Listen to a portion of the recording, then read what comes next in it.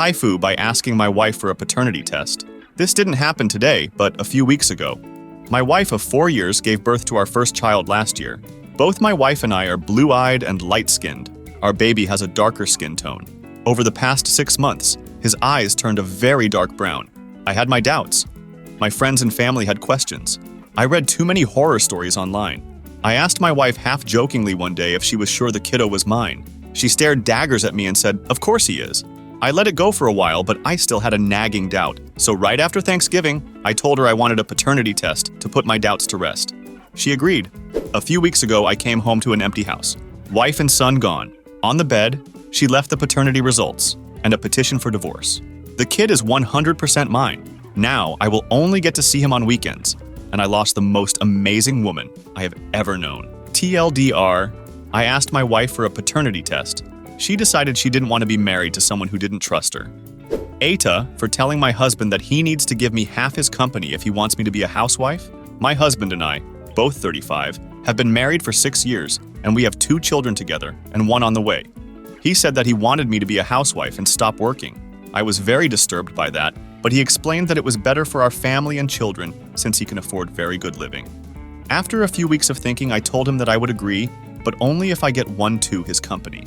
He was surprised by this, but I explained further that the more I stayed at home, the less chance I would have to find a well-paying job should we ever divorce because I would have fewer merits, while he would stay making more money each year. So I want half of the company. If we never divorce, which is the goal of all marriages, then it wouldn't matter. But should it end, it would be the price of me staying home and raising our children so he could be less worried and stressed out. His words, that he would be less anxious and stressed out if he knew they were with me rather than with strangers in daycare or nannies. When I told my friends, they called me the AITA. My best friend was very angry and called me disgusting. So I am taken aback a little. AITA for refusing to quit my job to look after my baby. I, 33F, am a lawyer, and my husband, 34M, works in an office.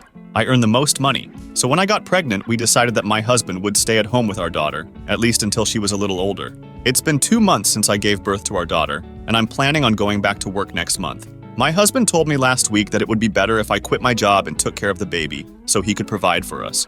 I told him no because there was no good reason to do that. I earn more than him, and I actually like my job, whereas he hates his job and earns a lot less than me. Plus, we literally agreed that I'd work, and he'd look after our daughter. I don't understand what's changed. He called me a bad mom, and he's been really upset with me since. We've been fighting about it a lot because he keeps bringing it up. It was his idea to have a child, and he told me he was happy to be a stay-at-home dad. I don't understand why he doesn't want that anymore. Wife cheated on me and ended her life. This happened in April of 2022. My wife had lots of issues with depression. We had a lot of ups and downs in our 5 years together. We had been married about 2 years when I found out she cheated on me with an old high school friend. At first, she told me it was only over text, but a few days later she confessed to it being physical. I immediately packed some things and went and stayed with my family after she told me about the texting aspect of this. After 2 days of her begging me to come back, I went back to our house where she was still staying to get more things. I only packed a small backpack in the heat of things. I got there and it immediately turned toxic, and I left. We had 2 dogs and no kids, thankfully. So part of the reason I wanted to get things was also to check on our dogs. After that visit, I told her I wanted her out of the house by the end of the next day. The next day came along and she was found dead. She overdosed on all her meds. I've been going to therapy for about a year now, and I still feel a decent bit of guilt and sadness about how it all ended. Her family hates me for her death. We have no contact, and that part still bothers me a lot. They hate me for finding a new relationship and a new life about a year later. I am happy in my new relationship. We just moved in together recently, but the trauma still negatively impacts my life almost daily, including my current relationship. I have suffered from a lot of anxiety, depression, and self-image issues now from the past few years. I'm missing lots of details, but there's still not a lot of closure. AATH for trying to move on and be happy after the worst 2 years of my life? Feel free to ask questions if this doesn't answer a lot of things. TLDR's wife cheated on me and then ended her life 2 days after I found out. Dogs are a healthy and loving life living with my brother and his family. Edit. A couple of clarifications. I didn't kick her out of our house. I asked her to stay with their parents while we figured out the next steps. I also did not leave her alone. Her brother was with her for 2 of the 3 days before her death. AITA for not apologizing for having sex in my own living room. Some wanted an update. My fiance finally got it through her head that she shouldn't apologize. So thanks for that. Shortly after, Erica, of course, wanted us to babysit again, and I said, no, absolutely not. Not until you apologize to my fiance for the horrible remarks you made about her. She refused. My brother called me an hour after that asking what the problem was. I explained what happened. Turns out, he didn't even know. We're both pretty sure that when he got into that fight with Erica, she was going out to try to find another man to sleep with while telling my brother she was staying with us with the baby. She's a fucking psychopath. Yesterday, Erica called and apologized to us and begged us to watch the kids again.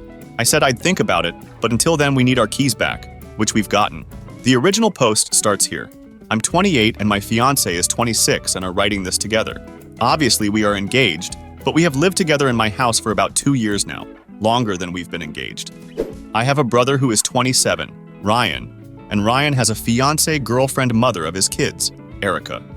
Erica and him met in high school, and they had their first child when they were 17. They have had 2 more children since then. For a while, they were separated, and then together, and then separated again. Honestly, I can't keep up with them. Erica is also the problem.